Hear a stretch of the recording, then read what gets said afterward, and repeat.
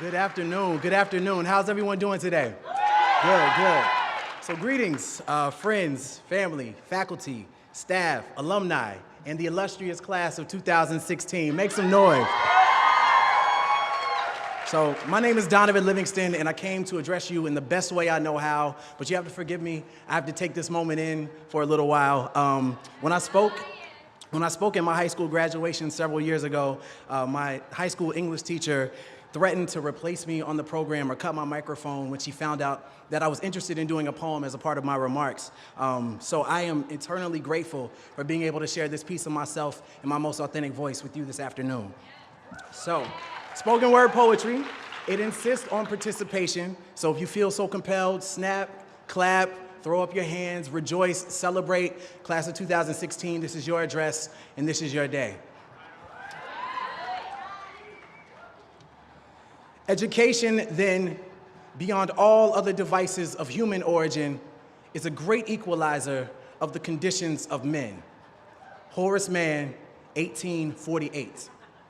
At the time of his remarks, I couldn't read, I couldn't write.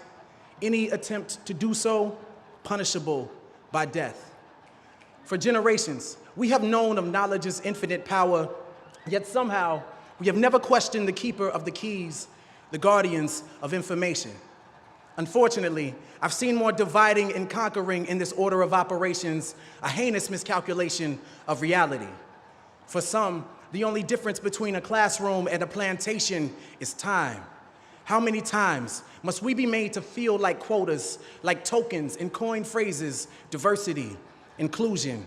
There are days I feel like one, like only, a lonely blossom in a briar patch of broken promises, but hey, I've always been a thorn in the side of injustice, disruptive, talkative, a distraction with a passion that transcends the confines of my own consciousness, beyond your curriculum, beyond your standards. I stand here, a manifestation of love and pain with veins pumping revolution. I am the strange fruit that grew too ripe for the poplar tree. I am a dream act, dream deferred, incarnate, and a movement, an amalgam of memories America would care to forget. My past alone won't allow me to sit still, so my body, like my mind, cannot be contained. As educators, rather than raising your voices over the rustling of our chains, take them off, uncuff us, unencumbered by the lumbering weight of poverty and privilege, policy and ignorance. I was in the 7th grade when Ms. Parker told me, Donovan, we could put all of your excess energy to good use. And she introduced me to the sound of my own voice. She gave me a stage, a platform. She told me that our stories are the ladders that make it easier for us to touch the stars. So climb and grab them. Keep climbing, grab them. Spill your emotions in the Big Dipper and pour out your soul. Light up the world with your luminous allure. To educate requires Galileo-like patience. Today, when I look my students in the eyes, all I see are constellations.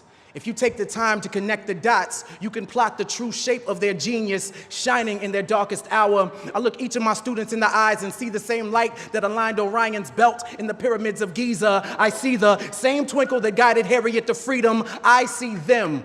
Beneath their mask and their mischief exists an authentic frustration and enslavement to your standardized assessments.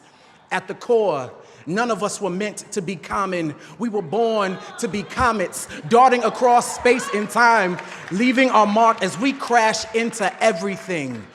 A crater is a reminder that something amazing happened right here, an indelible impact that shook up the world. Are we not astronomers searching for the next shooting star?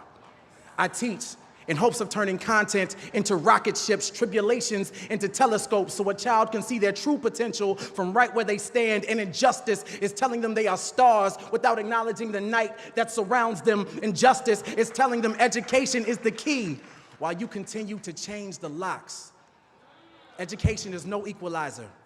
Rather, it is the sleep that precedes the American dream. So wake up, lift your voices until you've patched every hole in a child's broken sky. Wake up, every child, so they know of their celestial potential. I've been the black hole in a classroom for far too long, absorbing everything without allowing my light to escape. But those days are done. I belong among the stars, and so do you.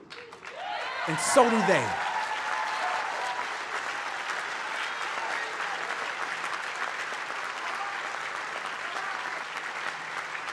Together, together, we can inspire galaxies of greatness for generations to come. So no, sky is not the limit. It is only the beginning. Lift off.